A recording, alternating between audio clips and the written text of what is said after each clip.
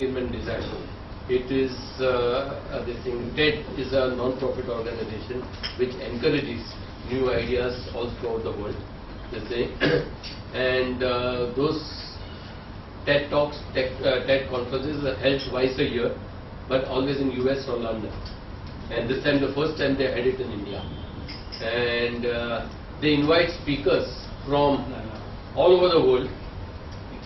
You have not necessarily to be a well-known person to be a speaker, but if you have a good idea what you are doing in your own field, it can be philanthropic field, like Bill Clinton has been over there, Bill Gates has been over there, then Mother Teresa also, I think she was a part of that. And a lot of people in different fields, they would go and talk about that. Secondly, you had human rights speakers also coming in. Then for entertainment, this time we had someone like Mallika Sarabhai who was there. And her speech was, she danced and she conveyed her speech because she believed that it's only by entertaining that I can get the story across. Then Usha Uthup was there from India also because of her songs.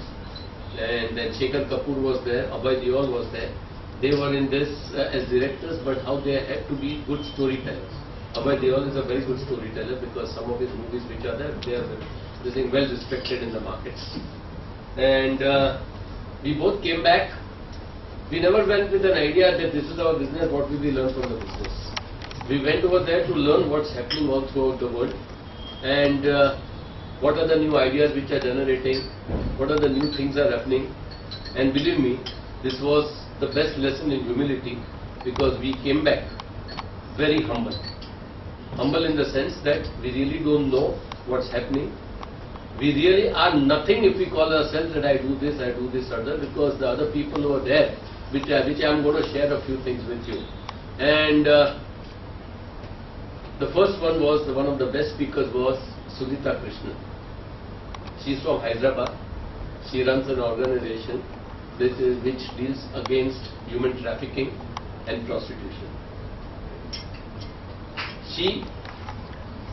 Her story, this thing was just before lunch, and half of the people were not able to have lunch after, because she gave us the true picture on the darker side of what India is. When she was raped, gang raped when she was 15 years of age by 10 people. When she was 15 years of age. Then she took up the fight that I'm going to fight against this trafficking of human beings. Children as small as 5 to 6 years girls are sold off and raped. This is a big business which is going on. Prostitutes, there are certain type of people, they go to a prostitute. Once their lust is fulfilled, what do you do then? Then they beat up those girls. They burn them with their cigarette butts. They put chili powder in their vaginas. And this is, she showed us the photographs of all the information which goes on this one, and all those girls are from whom she has rescued. The trafficking trade has beaten up 14 times in a lifetime. Today she is about 45 to 50 years of age. She cannot hear from her right ears because every time she has been beaten up so brutally that she's been into a hospital. And hats off to that lady that till today she is doing that, and she's been responsible for, I would say, more than 2,500 prostitutes she has rescued. She runs a home for the children of these prostitutes and all, because most of them are HIV infected. And at the end of it, we thought she's doing a great thing, this, that and all. And then she told us one thing. You know what is my biggest problem? All will come over here and say, they think this is good, this is good. Nobody is willing to even give an employment to a child of a prostitute or a prostitute who has been rehabilitated.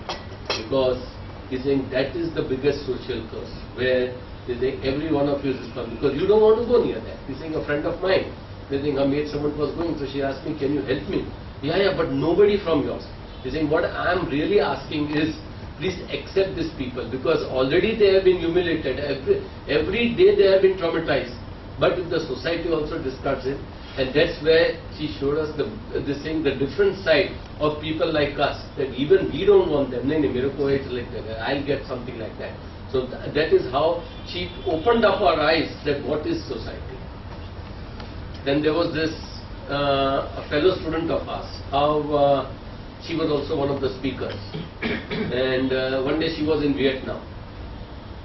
And she was at the reception in a hotel. She had gone there to just see Vietnam. And there were two Europeans who were talking among themselves. They didn't know that she knew English. And she was on the other side. And one guy was telling that evening, they're saying he's going to have sex with, mess around with this. You keep yourself to yourself because you are nobody over here, or that you'll pay for it. So being this girl, she was just thinking, and then at the end, what she did was she complained to the police. Okay, this is what is going to happen. And she thought she had done her duty like a good citizen. Next day in the morning, there was a bang on her door.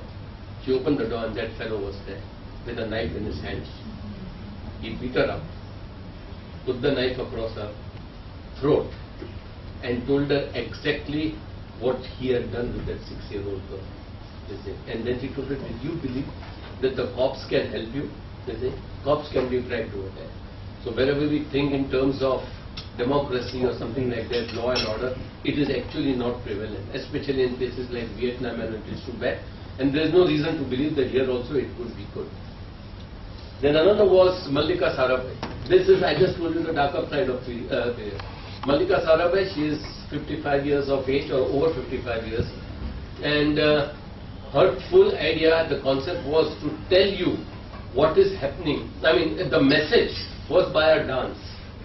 And the way she used to dance, they saying, I'm telling you this thing, even a 20-year-old girl, they saying, would be shy looking at her. Then there was this, I'm talking about the Indians only, because there was this guy, Anupam Mishra.